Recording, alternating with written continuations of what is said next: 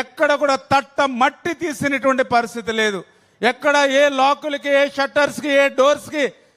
మరామతులు మాట్లాడించి కనీసం గ్రీజ్ పెట్టి మెయింటెనెన్స్ చేసినటువంటి స్థితి కూడా గత 5 సంవత్సరాల గొడ్డల పార్టీలో మన గోదావరి జిల్లాలో మనం చూసినటువంటి పరిస్థితి లేదు.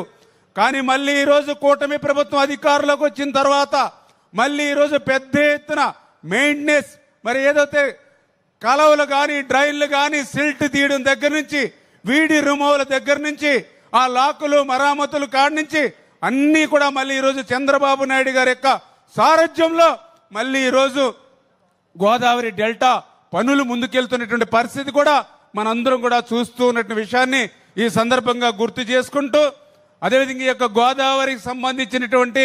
మన స్థానికమైనటువంటి శాసనసభ్యులు, ఉభయ గోదావరి జిల్లాల శాసనసభ్యులు చంద్రబాబు నాయుడు గారి దృష్టికి ఈ గోదావరి జిల్లా ప్రజలు ఎదుర్కొన్నటువంటి ఈ డెల్టా మోడరేషన్ మీద ఆయన దృష్టిలో పెడితే, మొన్న రాష్ట్ర చరిత్రలో మొదటిసారిగా 36 ప్రాజెక్టులు ప్రాధాన్యత చంద్రబాబు నాయుడు గారు తీసుకుని, ఆ 36 ప్రాజెక్టులు కూడా ఎప్పుడు ప్రారంభిస్తాం, ఎప్పుడు కంప్లీట్ చేస్తామంటూ దేశ చరిత్రలో ఒక ఇరిగేషన్ క్యాలెండర్నే ముఖ్యమంత్రి చంద్రబాబు నాయుడు గారు రిలీజ్ చేస్తే, ఆ ఇరిగేషన్ క్యాలెండర్ 36 ప్రాజెక్టులో మన గోదావరి డెల్టా మోడరేషన్ కూడా ఒకటిగా చేర్చినటువంటి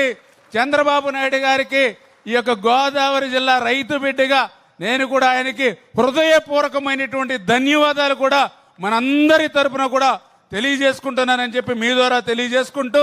మరి అదేవిధంగా మనందరం కూడా ధాన్యం, మనందరికీ తెలుసు గత 5 సంవత్సరాల గొడ్డల పార్టీ పాలనలో 6 గాలం పగలనక, రాత్రనక, ఎండనక, వాననక 6 గాలం కష్టపడి పంట పండిస్తే ఆ పండించినటువంటి పంట ధాన్యం అమ్ముకోవాలని అంటే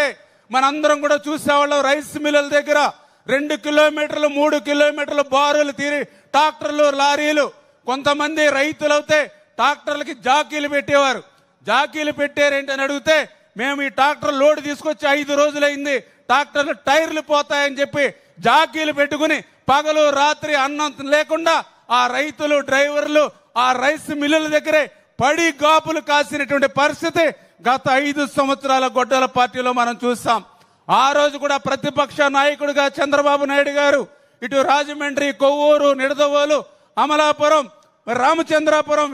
5 రోజులు ఇక్కడే కూర్చుని గవర్నమెంట్ ధాన్యం కొనుగోలు చేయకపోతే ఆయన తణుకులో 14-15 కిలోమీటర్లు సైతం మన్ను టెండర్లో పాదయాత్రలు సైతం చేసి ఆ రోజు మన కల్లాలలో ఉన్నటువంటి ధాన్యం కొంతమేర నా ప్రభుత్వం కొనుగోలు చేసిగలిగింది అంటే ఆ రోజు ప్రతిపక్ష నాయకుడిగా చంద్రబాబు నాయుడు గారు చేసినటువంటి కృషి. కానీ ఈ రోజు మనం చూస్తూ ఉన్నాం, అటువంటి ఇబ్బందులు ఎక్కడా లేకుండా ఈ 2 సంవత్సరాల్లో మీకు నచ్చినటువంటి మిల్లుకు, మీకు నచ్చినటువంటి ఊరికి మనం ధాన్యం తోలుకుంటూ ఉన్నాం. ధాన్యం తోలినటువంటి 48 గంటల్లోనే మన అకౌంట్లోకి ధాన్యం డబ్బులు పడుతూ ఉన్నాయనంటే ఇది రైతు ప్రభుత్వం, రైతు పక్షపాతిగా చంద్రబాబు నాయుడు గారు చేస్తున్నటువంటి కృషి అని చెప్పి సందర్భంగా మీ ద్వారా తెలియజేసుకుంటూ, మరి అటువంటి చంద్రబాబు నాయుడు గారి యొక్క నాయకత్వాన్ని ఈ రోజనే కాదు, ఎందుకంటే మొన్న 2024లో జరిగినటువంటి ఎన్నికల్లో గోదావరి, ఉభయ గోదావరి జిల్లాల్లో 100% 100% స్ట్రైక్ రేట్తో ఏ రకంగా అయితే 60-70 వేలు ప్రతి నియోజకవర్గంలో మెజార్టీనిచ్చి కూటమిని ఏ రకంగా అయితే గెలిపించారో, రేపు భవిష్యత్తులో ఎప్పుడు ఏ ఎన్నిక జరిగినా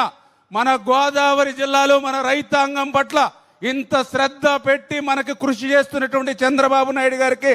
100% స్ట్రైక్ రేట్తో రేపు ఏ ఎన్నికలైనా సరే కూటమిని గెలిపించి ఆయన రుణం మనం తీర్చుకోవాలని చెప్పి మీ ద్వారా అందరికి కూడా తెలియజేసుకుంటూ సెలవు తీసుకుంటున్నాం. Thank you. Check. Thank you sir.